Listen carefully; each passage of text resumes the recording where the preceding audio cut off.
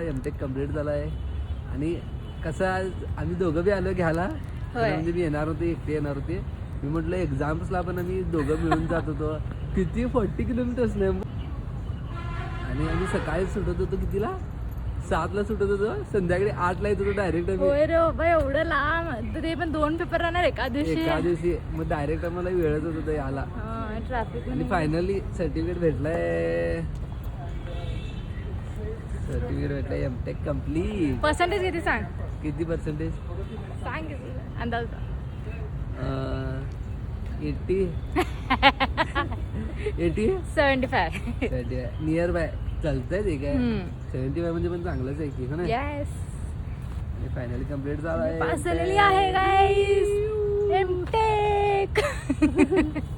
आणि next step काय मग?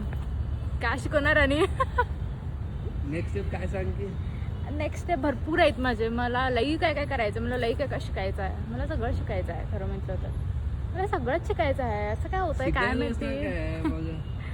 मला आवडतंय असं, म्हणजे हे नाही असं बाकीच्या गोष्टी पण फार असं शिकायच्या आहेत. जसं की रांगोळी येते मला, खरं अजून छान रांगोळी करायची आहे. कलर्स आणि जरा छान शिकायचंच राहते सगळं बी, सगळंच करायचं राहते. होय, मला सगळं शिकायला आवडतंय. अजून पण मला एक लहान मुलगीला कसं एक्झामला घेऊन जातो, नंतर तिचा रिझल्ट घ्यायला येतो तसं वाटायलंय. आणि रिझल्ट झाल्यानंतर काय तर खायला जातो की चांगला रिझल्ट आला म्हणून.